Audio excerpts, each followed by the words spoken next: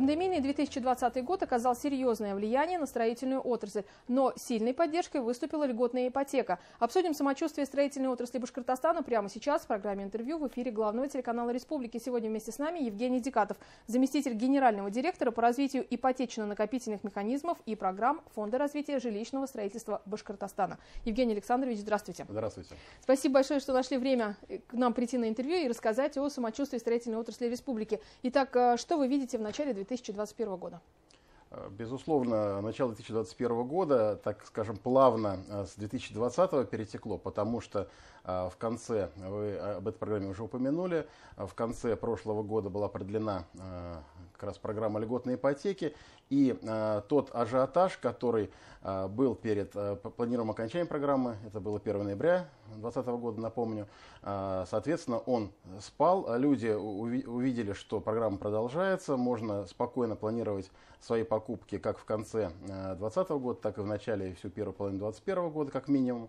И, соответственно, каких-то больших таких потрясений или скачков со стороны спроса не было. Вот. Но вместе с тем, если уж мы говорим об этой программе, конечно, не устаем повторять, что именно она явилась тем уколом, может быть, животворящим, да, который в тот момент, когда вся страна замерла, не понимала, что будет дальше, в период локдауна весеннего, в период просто непонимания, что будет, и в том числе и с рынком недвижимости, конечно, эта программа запустила интерес, запустила потребительский спрос со стороны населения и дала возможность застройщикам достроить свои проекты. Да? Вот. И вы знаете тоже, что у нас по республике очень хорошие цифры по росту счетов escrow отмечается, да, превышающий среднероссийский значительно. Это как раз мы связываем с тем, что в принципе спрос стабилен, вот, он не волнообразный, а есть и не только спрос на самом деле, но и предложение. Если не ошибаюсь, на 15%. Да, безусловно, это стало возможным не только потому, что спрос со стороны 6,5% на ипотеке, по которой на самом деле многие банки представляют ставку даже ниже 6% годовых, но и соответствующее предложение от наших застройщиков, которые в период пандемии, в сложный период, не снизили объемы ввода. Наоборот, у нас по республике он выше, если в среднем по России, да, то есть это все-таки не такая картина, так скажем, хорошая, то у нас мы закончили год замечательно с превышением цифр к предыдущему году. И застройщики здесь, конечно, тоже молодцы, постарались все цепочки от производства строительных материалов до выполнения генподрядных работ, да, и ввода в целом объектов показали, строительная отрасль показала свою устойчивость. Если мы говорим о строящемся жилье, то каковы здесь цены на новостройки, да, и повлияла ли ситуация со стройматериалами и наемной рабочей силой на эти показатели? Безусловно, все факторы влияют как со стороны роста спроса, так и со стороны роста издержек для строительного сектора. Но что касается, например, рабочей силы, для нас это не так актуально, как, например, для столичного региона все-таки, да, то есть у нас достаточно хорошие собственные, скажем, строительные мощности, людские строительные мощности, да, и вот такого из закрытия границ каких-то серьезных шоков строительная отрасль республики не испытала. Мы это с вами видим как раз по объемам ввода. Что касается, да, безусловно, и рост стоимости стройматериалов, он сказывается, безусловно, и рост интереса страны граждан. Вот. Ну, официальные цифры Росстата мы, наверное, еще подождем. Да, на едином портале застройщиков российском указано, что, в принципе, рост стоимости в республике примерно как и среднероссийский, там, в диапазоне 15, чуть более процентов есть. Да. Но это, опять же, температура по больнице. Да, то есть ряд секторов, там, скажем, элитной недвижимости, может быть, не так сильно выросли, там, потому что у нее спрос чуть снизился. Вот. Недвижимость там попроще, наверное, подросла, может быть, порядка там и 17, может, чуть более процентов. Но ваш экспертный взгляд, все-таки как себя чувствуют застройщики Башкортостана, да, насколько уверенно они смотрят на 2021 год? 2021 год, конечно, будет также обусловлен в целом развитием ситуации и с коронавирусом. Мы все надеемся, конечно, что эта эпоха 2020 года заканчивается, что в этом году не будет тех ограничений, а наоборот и те существующие будут сняты. Вот. И ничто не помешает как потребительскому спросу со стороны населения. Вот. Повторюсь, программа льготной ипотеки до середины года только пока объявлена, но и сами ставки ипотечные сегодня не столь высоки, да, то есть и на вторичный рынок ставки в районе там, 10, может быть, плюс-минус процентный пункт 1,5, да, по разным программам. Вот. И в целом со стороны спроса все должно быть нормально, если не будет шоков. Строительная отрасль республики имеет заделы, но, конечно, здесь все будет определяться в целом экономической ситуацией, то есть инфляционными издержками, да, те, которые может, так скажем, привести снова к росту стоимости стройматериалов и рабочей силы, разумеется, тоже. И в связи с этим, какие рекомендации вы бы дали тем, кто собирается решить для себя жилищный вопрос, куда смотреть, на строящийся рынок, на новостройки, либо уже на вторичное жилье? Ну, вы знаете, я всегда вот в самых разных экономических ситуациях говорю, приобретайте жилье, если оно вам действительно необходимо.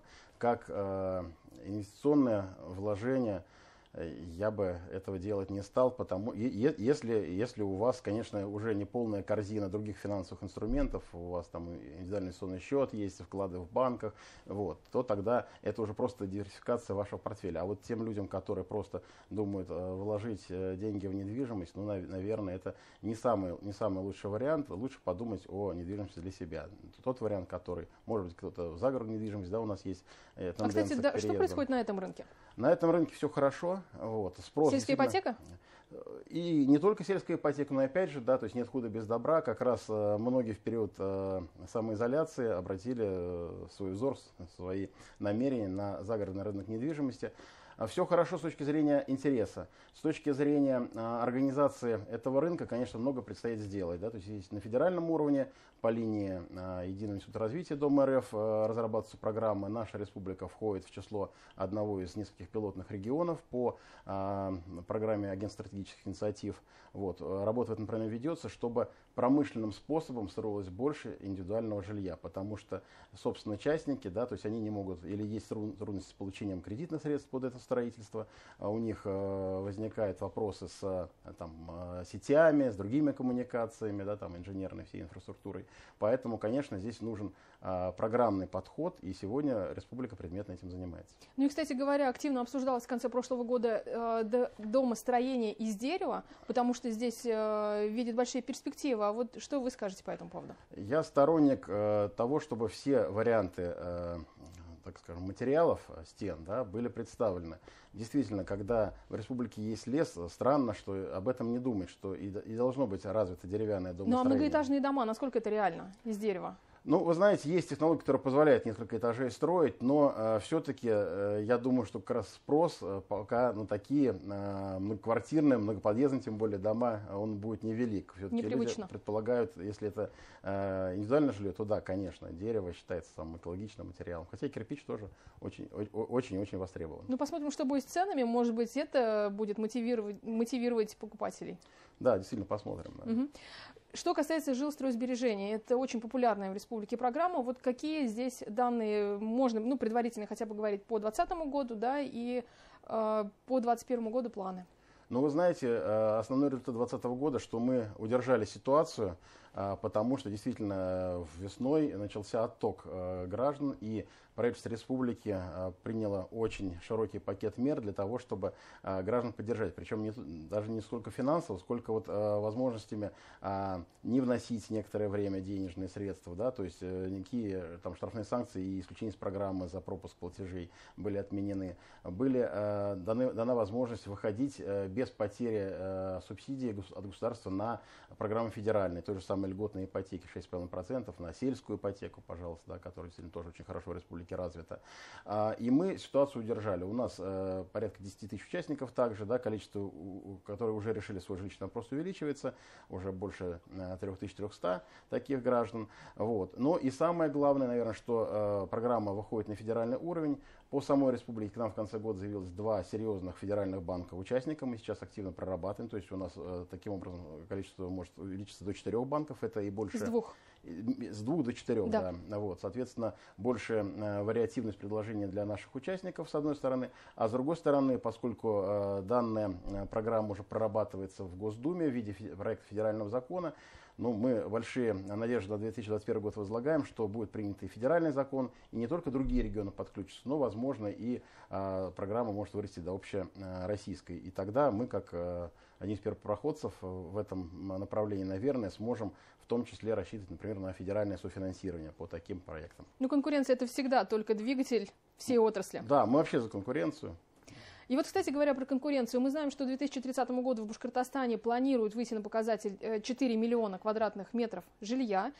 Такие планы озвучил глава Башкортостана Ради Хабиров. Вот в связи с этим в ближайшие 10 лет каким образом могут развиваться, получается, строительная отрасль, да, что будут делать застройщики и к чему нужно быть готовым покупателям?